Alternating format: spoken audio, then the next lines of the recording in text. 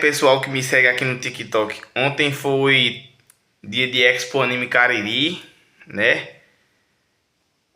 Infelizmente eu não consegui entrevistar as pessoas lá por conta do microfone, né? O microfone deu um pequeno probleminha, né? Mas, pô, abri uma live ontem no TikTok e tudo, quando o Wendel Bezerra tava lá fazendo sua palestra no evento. E eu vou deixar os cortes aqui da palestra do Wendel, porque nessa hora o microfone quis pegar, né? Quando eu fui fazer, pelo menos nessa hora o microfone quis pegar. E infelizmente, como não deu para entrevistar, pelo menos deu para fazer a pergunta pro Wendel, né? Então eu vou deixar aqui alguns cortes, né? Desde a entrada do Wendel até alguns momentos da live que eu fiz. E para finalizar a minha pergunta que eu fiz pro Wendel. Vamos estrear aqui com vocês agora no nosso palco. Com vocês, o Wendel.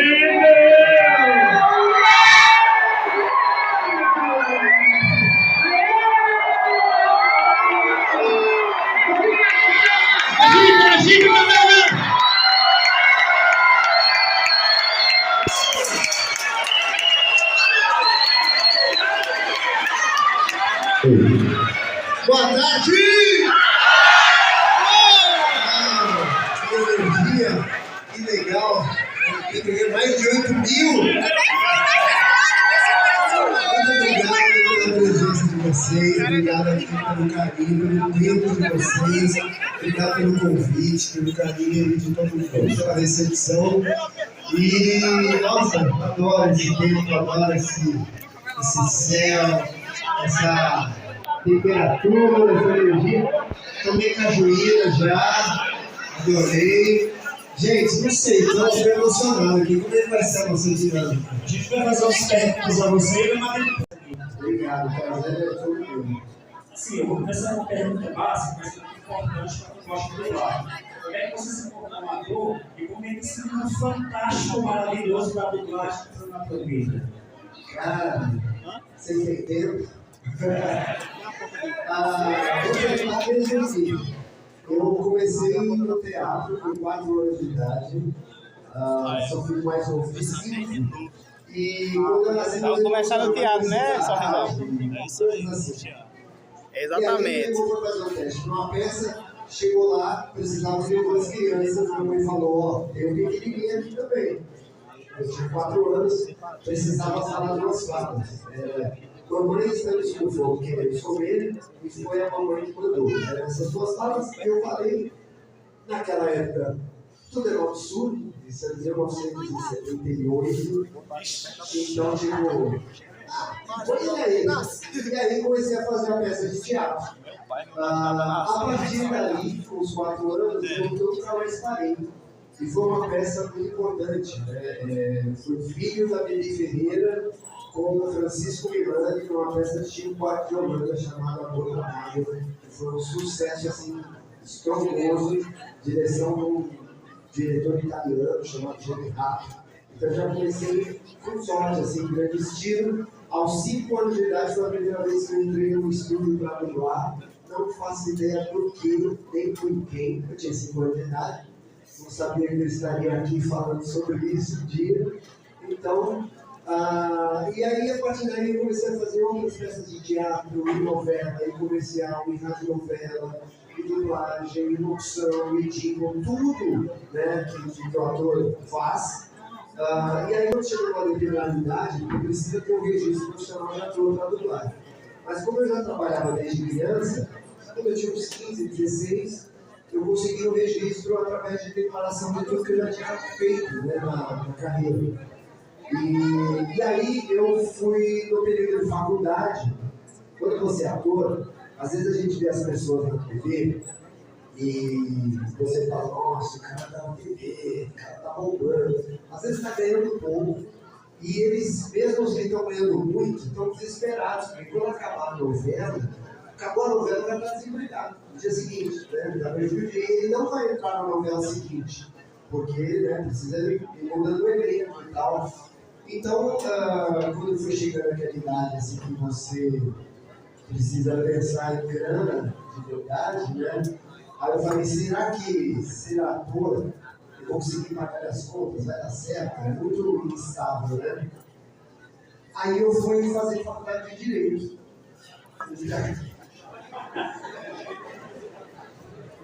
Então eu fui estudar e falei, como vocês têm que fingir uma surpresa, uma perplexidade. Aí eu estava lá no sorvete e fazia faculdade de Direito. Nossa! Nem vocês cantam, nem nossa. Não, brincadeira. Aí eu fui fazer faculdade de Direito e formei em Direito. Mas eu nunca fiz nem estágio, nem nada. Porque no meio da faculdade eu estava ali numa emocionante, eletrizante, empolgante, imperdível aula de direito tributários. Eu estava pensando na vida, né, cara? Que é a realidade em que você não é mais criança, nem adolescente, mas você também não se sente um adulto pleno, assim, dono de si. É uma idade meio complicada. E eu estava pensando o que eu queria para minha vida. E é difícil saber o que você quer. É muito difícil. Então eu fiz o contrário, eu fui pensando o que eu não queria. E aí eu fui tirando por eliminação. E aí eu cheguei em dublagem. Eu falei, pô, dublagem é o que eu mais gosto de fazer, é o que me dá mais prazer. É um lance que, pô, eu sinto tesão mesmo de fazer. É um negócio que eu gosto. Quando eu tô na vida, quando eu tô gravando, quando eu vejo depois, eu gosto. Aí eu falei, pô, eu vou tentar focar em dublagem. E a ideia é graças a Deus.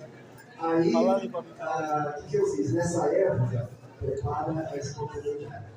Nessa época, eu trabalhava também como Ronald McDonald. Eu ensinei isso. Pior, que vai fritar naqueles filhos de piada com isso. E aí vocês lembram? Mão na mão! Pé com pé! Aí, gente, nesse dia eu fui no McDonald's, não nesse dia, mentira, eu esperei terminar o mês. No primeiro dia do mês eu fui, ou no último dia do mês, eu fui lá no McDonald's e falei, ó, tô indo embora, mentira, não faça isso. Tá gravando? Eu falei que, quando eu estava na faculdade de Direito, eu falei, olha, eu preciso fazer um estágio, senão eu não me formo. Então eu vou ter que largar aqui, sair daqui. Foi a história que eu contei. Eu tive coragem de falar, o sonho da minha vida, eu estou feliz, eu não tive coragem. Mas deveria ter, porque tem que ter vergonha. Mas ela não está falando, né? Às vezes a gente está numa idade que a gente fica inseguro em relação a muitas coisas. E aí, então eu saí do McDonald's, parei de fazer testes de publicidade, parei de aceitar convites de teatro, larguei tudo, foquei em dublagem e foi algo que mudou minha vida, né? Transformou completamente o caminho que eu sequer imaginei na minha vida. E aí o que eu posso falar para vocês, como coach, do coach, é o seguinte, quando eu tomei essa decisão, eu não sabia o que eu estava fazendo, né? Foi uma coisa meio intuitiva. Por quê? Porque dublagem pagava mal naquela época. Eu ganhava bem no McDonald's. E eu gostava do que eu fazia, mas eu imaginei que eu seria mais feliz fazendo dublagem. E então o que eu indico para vocês que são jovens, que estão aí, né, pensando o que vai fazer, o que vai fazer, pressão do pai, da mãe. E a pergunta é a seguinte. Eu, meu amigo, aqui nós temos um grande sonho aqui que é ser dirigido por você um dia, né, no estúdio. E o seguinte, tem algum personagem que você sempre quis dublar em toda a sua carreira? Assim, você sempre sonhou em dublar algum personagem e nunca dublou? Todos os que eu não Passa agora lá com o Milton. eu sempre quis dublar o Olhe pra ele. Porque eu acho que foi a primeira coisa que eu assisti no cinema quando eu era criança.